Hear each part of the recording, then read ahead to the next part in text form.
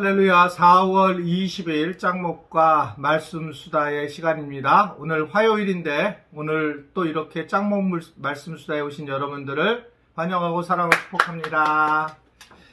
오늘 우리에게 주시는 하나님의 말씀은 역대상 21장 1절부터 17절의 말씀인데요. 하나님 말씀을 보시겠습니다. 사단이 일어나 이스라엘을 대적하고 다윗을 격동하여 이스라엘을 계수하게 하니라.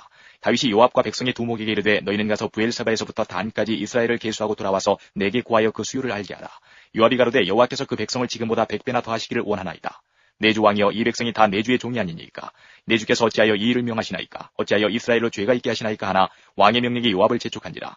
드디어 떠나서 이스라엘 땅에 두루다닌 후에 예루살렘으로 돌아와서 백성의 수요를 다윗에게 구하니 이스라엘 중에 칼을 뺄 만한 자가 110만이요 유다 중에 칼을 뺄 만한 자가 47만이라. 요압이 왕의 명령을 밉게 여겨 레위와 베냐민 사람은 계수하지 아니하였더라. 하나님이 이 일을 괘씸히 여기사 이스라엘을 치심해 다윗이 하나님께 아뢰되 내가 이 일을 행함으로 큰 죄를 범하였나이다. 이제 간구하옵나니 종의 죄를 사하여 주옵소서. 내가 심히 미련하게 행하였나이다 하니라. 여호와께서 다윗의 선견자 가세에게 이르시되 가서 다윗에게 말하여 이르기를 여호와의 말씀이 내가 네게 세 가지를 보이노니 그 중에서 하나를 택하라. 내가 그것을 네게 행하리라 하셨다 하라. 가시 다윗에게 나아가 구하되 여호와의 말씀이 너는 마음대로 택하라. 혹 3년 기근일지 혹 내가 석 달을 대적에게 패하여 대적의 칼에 쫓길 일일지 혹 여호와의 칼 곧 온역이 사흘 동안 이 땅에 유행하며 여호와의 사자가 이스라엘 온 지경을 멸할 일일지 하셨나니 내가 무슨 말로 나를 보내신 이에게 대답할 것을 결정하소서. 다윗이 가세에게 이르되 내가 곤경에 있도다. 여호와께서는 긍휼이 심히 크시니 내가 그의 손에 빠지고 사람의 손에 빠지지 않기를 원하나이다. 이에 여호와께서 이스라엘 백성에게 온역을 내리심에 이스라엘 백성의 죽은 자가 7만이었더라. 하나님이 예루살렘을 멸하러 사자를 보내셨더니 사자가 멸하려 할 때에 여호와께서 보시고 이 재앙 내림을 뉘우치사 멸하는 사자에게 이르시되 족하다 이제는 내 손을 거두라 하시니 때에 여호와의 사자가 여부수 사람 오르난의 타작마당 곁에 선지라. 다윗이 눈을 들어보매 여호와의 사자가 천지 사이에 섰고 칼을 빼어 손에 들고 예루살렘 편을 가리켰는지라. 다윗이 장로들로 더불어 굵은 배를 입고 얼굴을 땅에 대고 엎드려 하나님께 아뢰되 명하여 백성을 계수하게 한 자가 내가 아니니까 범죄하고 악을 행한 자는 곧 내니이다. 이 양무리는 무엇을 행하였나이까. 청컨대 나의 하나님 여호와여 주의 손으로 나와 내 아비의 집을 치시고 주의 백성에게 재앙을 내리지 마옵소서.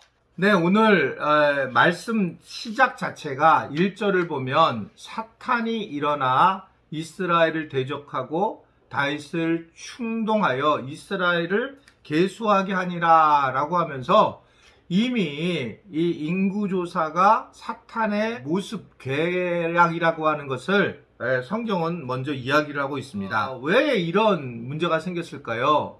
다윗이 인구 조사를 하는 것에 대해서 결국은 마귀의 꼬임에 빠졌고 또 하나님은 이 일을 악하게 보셨다라고 하는 겁니다. 여러분 왜 인구 조사가 큰 문제일까요? 다윗은 일단은 그가 굉장히 큰 왕이 되었어요. 이스라엘에서 영토가 제일 큰 왕이 되었고 그래서 요압이 또 엄청난 일을 행했잖아요.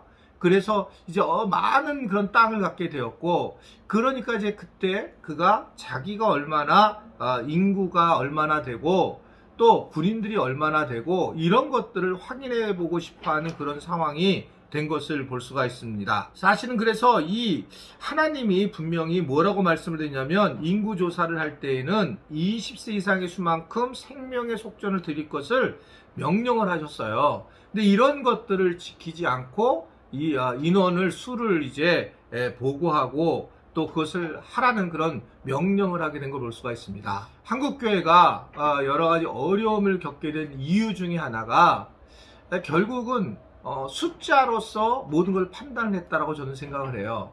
그러니까 대놓고 모든 교회들이 다 그랬는데 교회인 수를 다 부풀리게 되었고 실제로 그 부풀린 교인 수로 인해서 교회가 얼마나 큰가를 자랑스럽게 여기면서 실질적으로 사람들이 볼 때 교인들 전체나 어떻게 생각하면 정말 이해되지 못하는 행동을 한 것이 현실입니다. 우리 교회는 그렇지 않았어요. 그럼 왜 그렇지 않았느냐? 지금도 우리 교회가 인원이 몇 명 오는지를 잘 아시지만 물론 코로나 기간이기 때문에 20%의 이제 자석의 20%이기 때문에 아마 쉬고 있는 걸 알고 있지만 그 전까지는 우리 교회 교인들이 몇 명인 것을 쉬지 않았습니다. 그렇게 된 이유가 오늘 본문의 말씀을 제가 거의 한 20년 전, 굉장히 오래된 전입니다. 20여 년 전에 묵상을 하다가 이 말씀을 만나면서 이 사람 수를 쓴다는 것이 사실은 그 안에 상당한 마귀의 괴계가 숨어져 있다는 걸 알게 됐고 결국 마귀는 교만함에서 나오는 거잖아요. 그 교만함이 결국은 하나님 앞에 대적되는 상황으로 가게 되는 것을 스스로가 제가 알기 때문에 지금도 또 그때도 우리 교인 수를 세지 않는 그런 모습으로 살아갔던 것입니다. 지금 생각해보면 굉장히 잘했다라고 생각을 하고 또 아주 굉장히 성경적이었다라고 생각을 해요. 그래서 우리는 누가 물어보면 우리 교회 교인 수가 몇 명인지를 사실 잘 알 수 없다라고 그렇게 저도 얘기를 하고 있고, 그러면 이제 되게 많은 줄 알아요. 근데 그런 건 아니지만 어떻든 그것이 교회의 본질과는 그렇게 큰 차이가 없기 때문에 그런 생각을 하게 되었습니다. 인구 조사를 하는 가장 중요한 이유는 5절을 보면 결국은 칼을 뺄 만한 자가 47만 명이라고 하는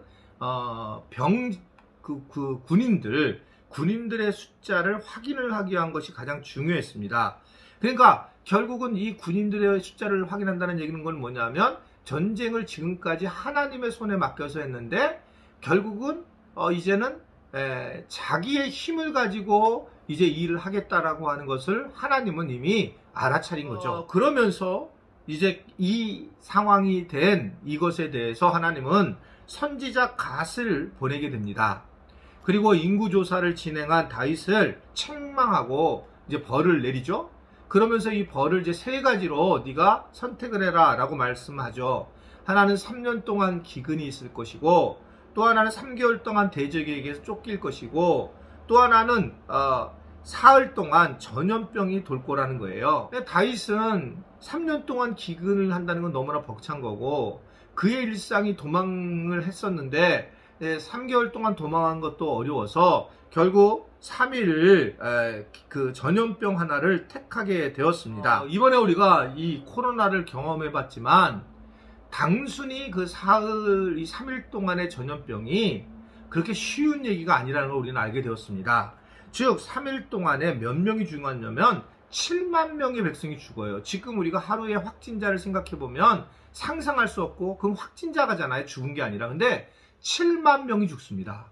인구의 7만 명, 그러면 77이 49, 이 군인 중에 77, 49, 7분의 1이 죽는 거예요.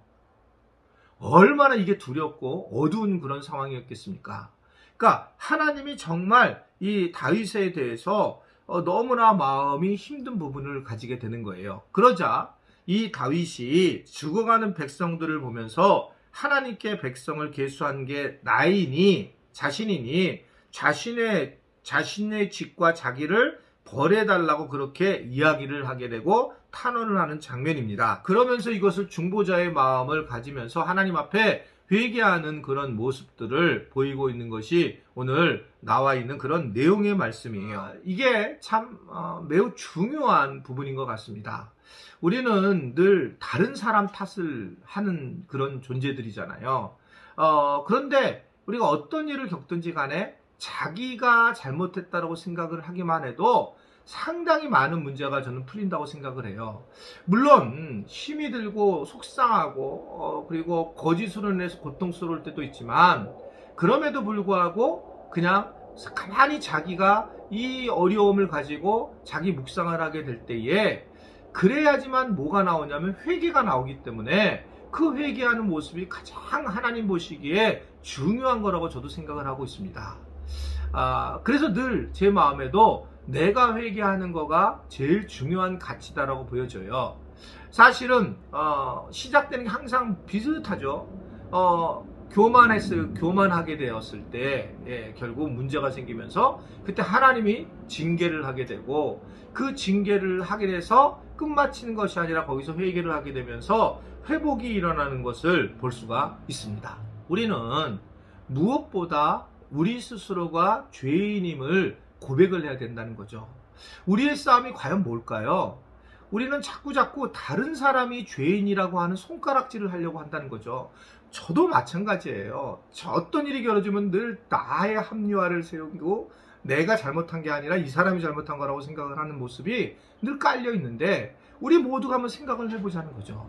정말 이게 내 문제인지 그 사람의 문제인지, 그 사람의 문제일 수가 많이 있지만 하나님은 내게 이런 것이 보일 때는 항상 나 자신을 회개하기를 원하시는 걸 볼 수가 있습니다.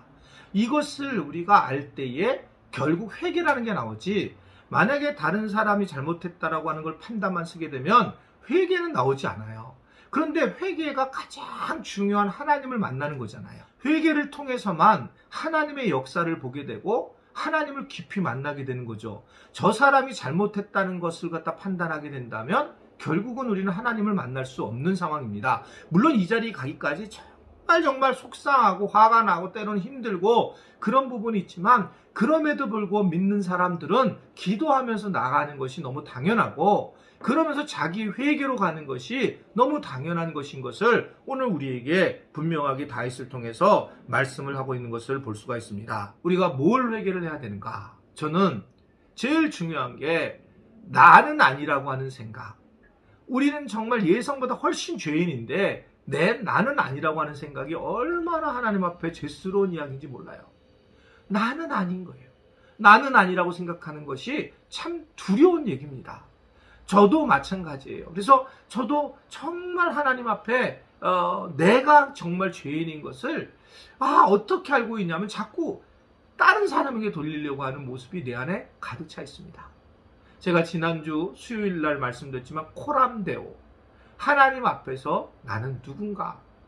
우리가 다른 거 생각하지 말고 하나님 앞에서 나는 누군가를 하게 되면 우리는 다윗처럼 내가 큰 죄인입니다라고 하면서 예수님처럼 우리가 중보자의 삶을 살아갈 수가 있다. 오늘도 우리가 우리 자신의 죄로 돌려 우리가 중보자의 삶을 살아가는 그런 은혜들이 곳곳에 있기를 주님의 이름으로 축원해 드립니다.